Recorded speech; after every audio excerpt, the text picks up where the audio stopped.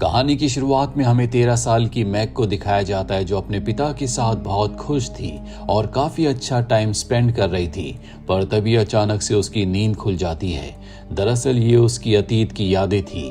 हमें पता चलता है कि मैग के पिता एलेक्स एक फेमस एस्ट्रोफिजिसिस्ट थे, लेकिन अपने एक्सपेरिमेंट के दौरान 4 साल पहले रहस्यमय तरीके से गायब हो गए थे। एलेक्स की पत्नी केट भी उनके प्रोजेक्ट का हिस्सा थी। मैग को यही लगता है कि उसके पिता एलेक्स ने टाइम ट्रैवल के कुछ ऐसे रहस्य खोज लिए थे जिसके चलते वो किसी दूसरे यूनिवर्स या दूसरी दुनिया में टेलीपोर्ट हो गए और अब वो कभी वापस नहीं आ सकते। मैग को अपने पिता के गायब होने का बहुत ज्यादा सदमा होता है, जिस वजह से स्कूल में उसकी परफॉर्मेंस अब बहुत ज्यादा पुअर हो चुकी है। मैग का छोटा भाई चार्ल्स भी होता है, जो काफी अलग बच्चा है, जिसके अंदर मिस्टीरियस सुपर नेचुरल पावर्स हैं। वो कभी कभी हवाओं से, पेड़ों से भी बात करता है। स्कूल में मैग और चार्ल्स दोनों को बुली किया जाता है। एक दिन एक लड़की मैग के पिता के गायब होने का मजाक उड़ाने लगती है। मैग को बहुत गुस्सा आता है और वो उस लड़की पर हाथ उठाती है। इसी कारण प्रिंसिपल उसे डांटते हैं और कहते हैं कि उसके पिता वापस नहीं आने वाले, इसीलिए अब उसे इस सदमे से बाहर आ जाना चाहिए। मैग की मॉम केट को जब लड़ाई के बारे में पता चलता है तो मैग पर गुस्सा करती है। तभी अचानक चार्ल्स किसी अनजान औरत को अपने घर में वेलकम करता है। उस औरत ने वाइट ड्रेस पहनी हुई थी और उसके रेड हेयर्स थे, जिसका नाम मिसेस वॉटसिट है। वो इन तीनों से मिलकर कहती है कि एलेक्स जिस चीज पर काम कर रहा था, टेसरेक्ट, वो असल में सच में है। ये एक ऐसी चीज है जिससे कोई इंसान अपने माइंड के जरिए स्पेस में ट्रेवल कर सकता है। केट को ये सब बातें अच्छी नहीं लगती और वो उसे वहां से जाने के लिए कहती है। अगले दिन मैग अपने छोटे भाई चार्ल्स को समझा रही थी कि वो किसी को भी घर ना लाए। तभी वहां पर केल्विन आ जाता है, जो मैग का दोस्त है और मैग को पसंद भी करता है। दोनों बातें करने लगते हैं। इसी दौरान चार्ल्स अचानक भागते हुए एक पुराने घर के बैकयार्ड में चला जाता है। वो जैसे ही डोर खोलते हैं, अंदर एक मिस्टीरियस लेडी दिखाई देती है, जिसके आसपास बहुत सारी बुक्स थी। तभी वहां पर वो लेडी आ जाती है जो एक दिन पहले उनके घर आई थी, यानी कि वॉटसिट। और यहाँ पर उसके साथ एक और लेडी होती है जिसका नाम विच है। विच बताती है कि हमें यूनिवर्स में एक इंसान की आवाज सुनाई दे रही थी जो मदद के लिए पुकार रहा था। शायद वो एलेक्स है। ये सुनकर मैग बहुत खुश हो जाती है कि उसके पिता अब भी शायद जिंदा है।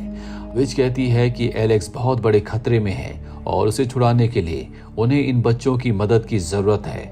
दरअसल ये इस यूनिवर्स से तो होते हैं, पर इनका प्लेनेट कोई और है। मैग पूछती है कि तुम हमारी मदद क्यों करना चाहती हो। विच कहती है कि मेरा काम है यूनिवर्स में जो भी लोग संकट में होते हैं उनकी मदद करना। ये तीनों असल में सेलेस्टियल बीइंग्स थीं। सबसे बुद्धिमान मिसेस विच थी, जिन्हें टेसरेक्ट के बारे में काफी कुछ पता था। मिसेस वॉटसिट का असली रूप एक शिमरिंग लाइट जैसा था। तीसरी मिसेस हू थी, जिन्होंने बहुत सारी किताबें पढ़ी थी और इसीलिए अक्सर फेमस राइटर्स के कोर्ट में वो बात करती थी। इसके बाद ये एलेक्स को ढूंढने निकल पड़ते हैं। स्पेस ट्रैवल के दौरान मैग बेहोश हो जाती है। जब उसकी आंख खुलती है तो वो देखती है कि ये सब के सब एक अनोखे प्लेनेट पर पहुंच गए हैं जिसका नाम यूरियल है, जो अर्थ से लगभग 1,70,000 लाइट ईयर्स की दूरी पर था। लेकिन टेसरेक्ट के जरिए ये मिनटों में यहाँ तक पहुँच गए। ये प्लेनेट बहुत ही सुंदर और पीसफुल था, मानो कोई मैजिकल दुनिया हो। इस यात्रा के कारण मैग की हालत खराब हो जाती है। यहाँ केल्विन पूछता है कि इन्होंने इतना लंबा सफर इतनी जल्दी कैसे तय किया, जिसके बाद वो इन बच्चों को टेसरेक्ट के बारे में समझाती हैं। स्पेस और टाइम में कुछ ऐसे फोल्ड्स होते हैं जिन्हें रिंकल्स कहा जाता है। अगर हमें पॉइंट ए से पॉइंट बी जाना हो और हम सीधी लाइन में जाएं तो बहुत समय लगेगा, लेकिन अगर स्पेस को फोल्ड कर दिया जाए तो दूरी बहुत कम हो जाती है। इसी को रिंकल इन टाइम कहा जाता है। चार्ल्स डायमेंशंस के बारे में पूछता है। फर्स्ट डायमेंशन लाइन होती है, सेकंड स्क्वायर, थर्ड क्यूब और फोर्थ डायमेंशन टाइम और स्पेस होता है। और एलेक्स इसी कॉन्सेप्ट पर काम कर रहा था। उनके एक्सपेरिमेंट के दौरान एलेक्स को एक ऐसी फ्रीक्वेंसी मिली जिसके जरिए स्पेस टाइम में ट्रेवल किया जा सकता था, लेकिन आगे उनके साथ क्या हुआ ये किसी को नहीं पता। अब उन्हें एलेक्स की तलाश करनी थी।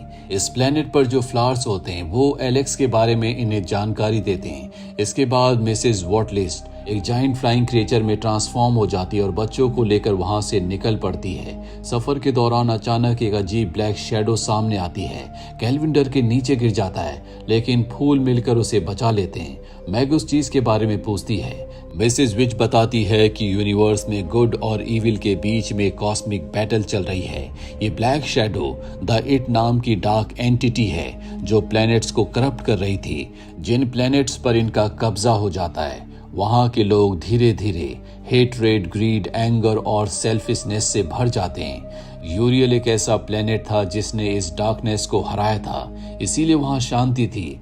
लेकिन कई दूसरे प्लैनेट्स इट के कंट्रोल में थे और शायद एलेक्स भी इसी तरह के किसी डार्क प्लैनेट में फंस गया होगा। इसके बाद ये ओराइन बेल्ट के पास एक और जगह पहुंचते हैं जहां उनकी मुलाकात हैप्पी मीडियम से होती है। वो फ्यूचर देख सकती थी। उसका घर बहुत ही अजीब था जहां हवा में फ्लोटिंग प्लेटफॉर्म्स थे। हैप्पी मीडियम उन्हें बैलेंस करना सिखाती है जिसमें सभी को कंसंट्रेट करना पड़ता है, लेकिन मैग बैलेंस नहीं बना पाती। तब उसे फ्यूचर की एक झलक दिखाई देती है। पूरा यूनिवर्स डार्कनेस में डूब गया था। अर्थ भी इट के प्रभाव में थी। लोगों में हेट्रेड और ग्रीड फैल चुकी थी। हैप्पी मीडियम कहती है कि अगर इट को नहीं हराया गया तो पूरा यूनिवर्स डार्क वर्ल्ड बन जाएगा, लेकिन अभी भी होप बाकी है और उसी होप की वजह से मैग को यहाँ लेकर आए थे। इसके बाद मैग को समझ आ जाता है कि उसे सिर्फ उसके पिता के लिए नहीं बल्कि पूरे यूनिवर्स को बचाने के लिए यहाँ पर लाया गया है। हैप्पी मीडियम इन्हें एलेक्स की मेमोरीज दिखाती है। एलेक्स और केट ने टेसरेक्ट के सीक्रेट को खोज लिया था। स्पेस में ट्रेवल करने के लिए स्ट्रॉन्ग विल पावर की जरूरत होती है। जिस जगह पर जाना हो उसकी इंटेंस डिजायर होनी चाहिए। एलेक्स ने इसी पावर के जरिए ट्रेवल किया था, लेकिन अंत में वो एक कैमाजॉर्ड्स नाम के डार्क प्लेनेट पर फंस गया। ये यूनिवर्स का सबसे डेंजरस प्लेनेट था जहां इट की शक्ति सबसे ज्यादा थी। तीनों सेलेस्टियल बीइंग्स वहां पूरी तरह नहीं जा सकती थी क्योंकि डार्कनेस में उनकी पावर्स कमजोर हो जाती है। इसीलिए प्लान ये था कि पहले अर्थ वापस लौटें और फिर आगे की स्ट्रेटेजी सोचें। लेकिन मैग अपने पिता को छोड़कर यहाँ से नहीं जाना चाहती थी। अपनी स्ट्रॉन्ग विल पावर के कारण मैग खुद टेसरेक्ट कर देती है, जिसके चलते सब के सब कैमाजॉर्ड्स पहुंच जाते हैं। मिसेस विच कहती है कि अब आगे का सफर बच्चों को खुद तय करना होगा। यहाँ जाने से पहले मिसेस हू उसे अपने मैजिकल ग्लासेस देती है जिससे वो रियलिटी को असली रूप में देख सके। मिसेस वॉटसिट उसे अपनी फ्लॉज को समझने की सीख देती है और मिसेस विच उसे याद दिलाती है कि प्यार सबसे बड़ी ताकत है। इसके बाद वो तीनों वहां से चली जाती है और अब कैमाजॉर्ड्स पर अजीब घटनाएं शुरू हो जाती है। चार्ल्स अचानक गायब हो जाता है। आसपास अर्थक्वेक और स्टॉर्म्स आने लगते हैं। किसी तरह से मैग और केल्विन बचते हुए आगे बढ़ते हैं। उन्हें वहां कई बच्चे दिखाई देते हैं जो बिल्कुल सिंक्रोनाइज्ड तरीके से खेल रहे थे, मानो सब हिप्नोटाइज्ड हों।